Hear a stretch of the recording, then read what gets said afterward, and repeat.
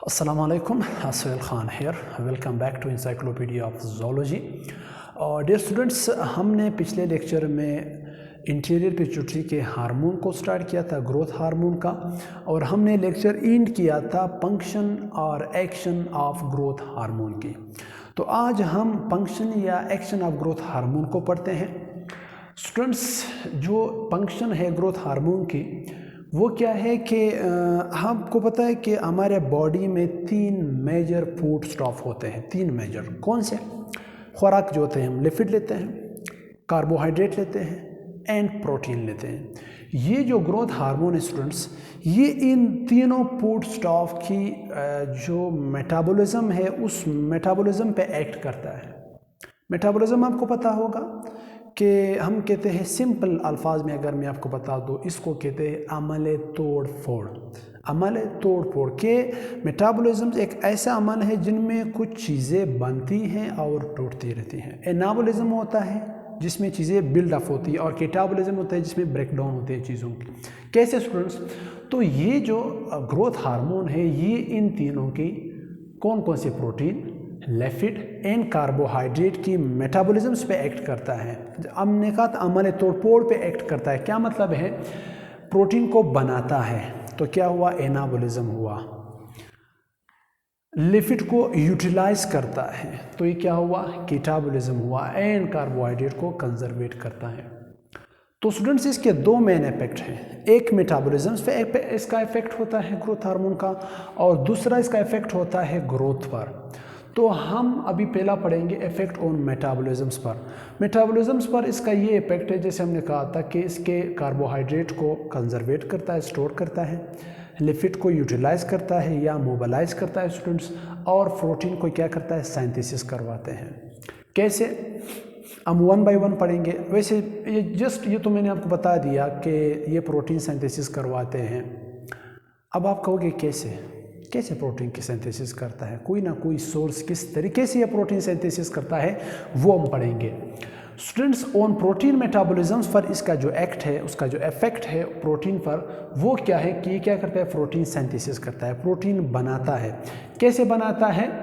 4 different sources से, 4 different तरीकों से ये प्रोटीन सिंथेसिस करवाते हैं। नंबर कौन से होते हैं? Number 1, increasing amino acid transport through cell membrane.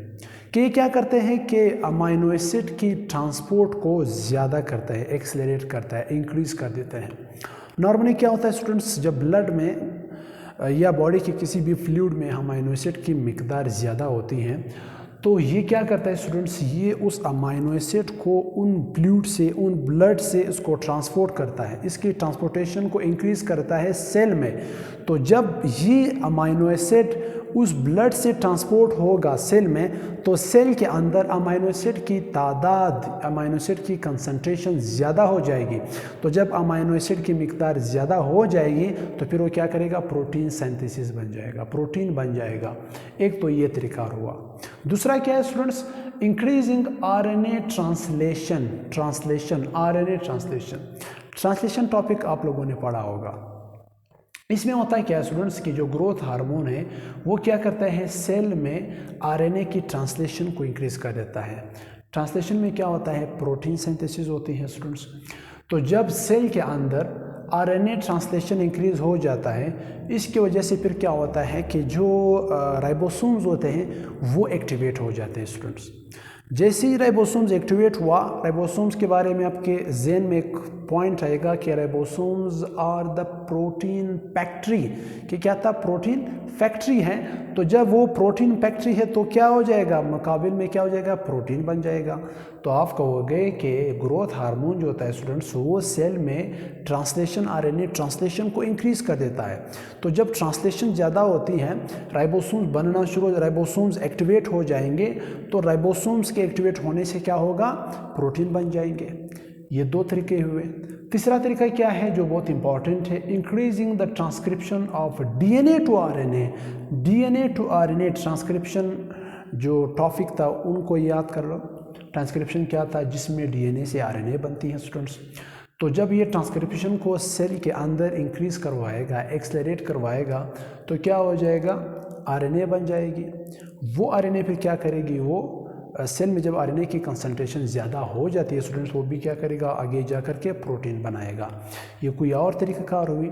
Students चौथा जो है decreasing the catabolism of protein.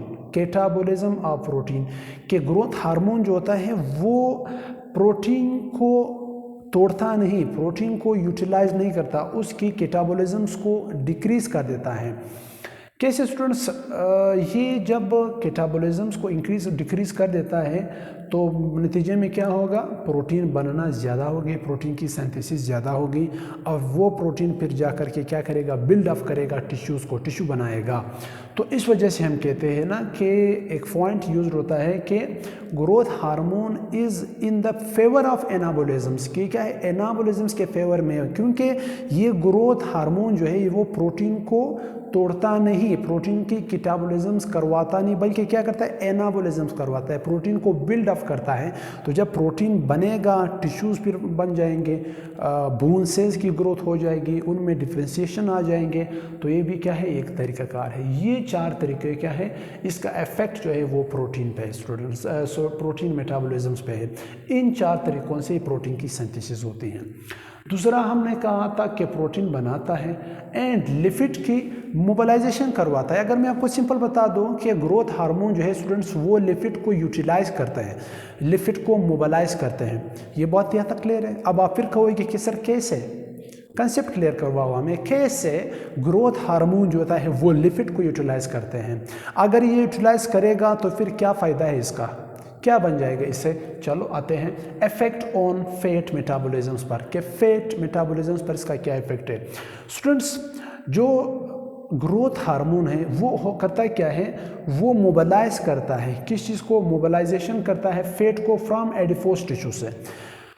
Adipose tissue जहाँ पे फैट स्टोर रहता है तो वो क्या करता है, उस एडिपोज टिश्यू में फैट को मोबिलाइज करता है, पेट को यूटिलाइज करता है।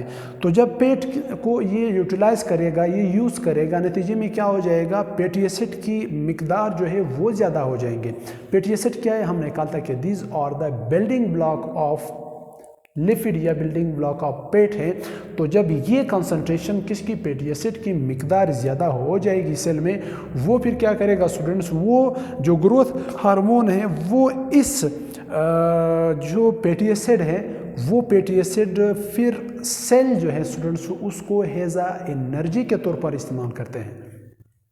आप कहोगे सिंपल अल्फाज में कि जो ग्रोथ हार्मोन है इसका इफेक्ट फैट मेटाबॉलिज्म्स पर ये है कि ये जो एडिपोज टिश्यू के अंदर फैट जो स्टोर्ड है ये उस फैट पे एक्ट करता है, उस फैट को यूटिलाइज करता है, उस फैट को मोबिलाइज करता है।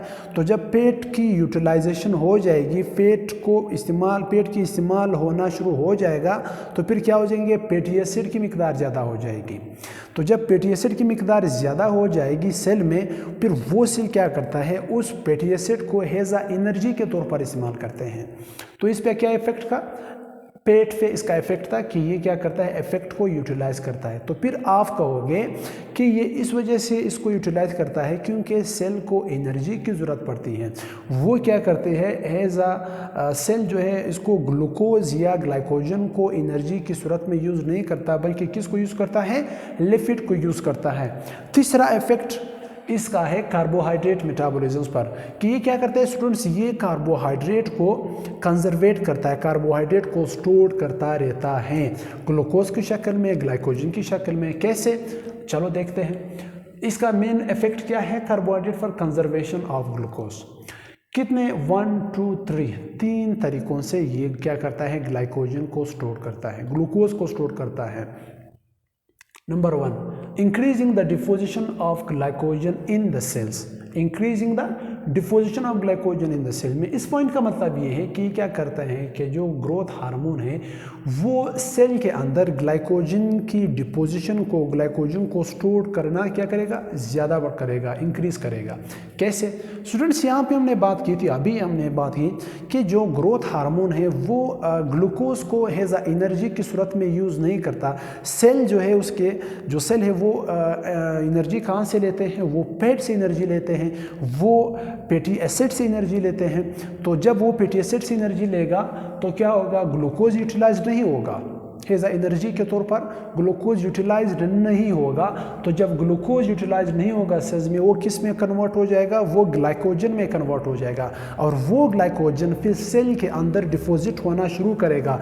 वो ग्लाइकोजन सेल के अंदर जमा होना स्टोर्ड हो जाएगा। कौन? ये ग्लाइकोजन कौन करवाएगा? ये ग्रोथ हार्मोन करवाएगा। तो जब ग्रोथ ग्लाइकोजन इंक्रीज हो जाएगा तो फिर हम कहेंगे कि इसका इफेक्ट क्या है, increasing the deposition of glycogen in the cells में। इस वजह से, क्योंकि ग्लूकोज होता है वो एज एनर्जी के लिए यूटिलाइज नहीं होता, एनर्जी के लिए क्या यूज होता है, फैटी एसिड होता है। स्टूडेंट्स, दूसरा इफेक्ट इसका क्या है?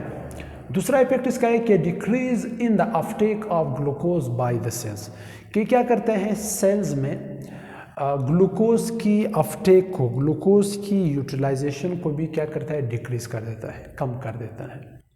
कैसे स्टूडेंट्स? जब ग्लाइकोजन ज़्यादा स्टोर होता है सेल में, ग्लूकोज ज़्यादा स्टोर होता है, तो फिर नेक्स्ट ग्लूकोज जो होगा स्टूडेंट्स वो सेल के अंदर इंटर नहीं हो सकेगा, क्योंकि सेल जो है वो ऑलरेडी ग्लाइकोजन से भरा हुआ है, सेचुरेटेड ऑफ ग्लाइकोजन है, फिर फर्दर ग्लूकोज इंटर नहीं हो सकता है यहाँ पे। इस वजह से नहीं हो सकता है क्योंकि ग्लूकोज एज एनर्जी के तौर पर यूटिलाइज्ड होता ही नहीं। सेल जो है वो फैटी एसिड को यूटिलाइज करता है, तो ग्रोथ जो हार्मोन यहाँ पे क्या करेगा कि उस ग्लूकोज की अपटेक को क्या करेगा, डिक्रीज करेगा।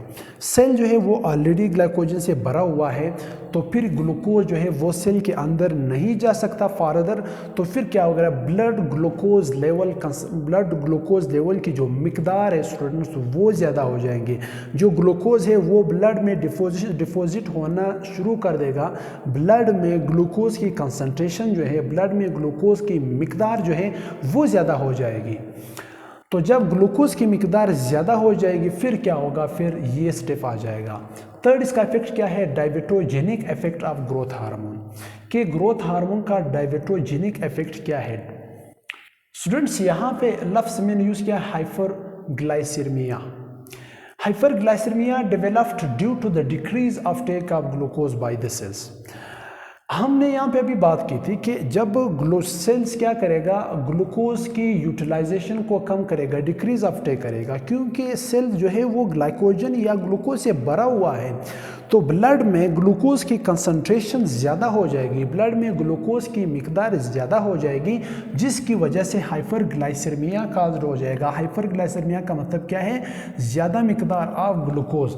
तो जब ग्लूकोज की मिकदार ज़्यादा होगी, इस वजह से हम इसको दूसरा नाम हमने वहाँ पे पहले लेक्चर में हमने कहा था कि growth hormone is also known as diabetogenic hormone. इस वजह से, इस इफेक्ट की वजह से, हाइपरग्लाइसीमिया की वजह से हम इसको कहते हैं डायबेटोजेनिक हार्मोन। ये क्या था स्टूडेंट्स, ये इफेक्ट था कार्बोहाइड्रेट का मेटाबॉलिज्म, कार्बोहाइड्रेट मेटाबॉलिज्म पर ग्रोथ हार्मोन का इफेक्ट। दूसरा है इफेक्ट ऑन ग्रोथ पर, मेन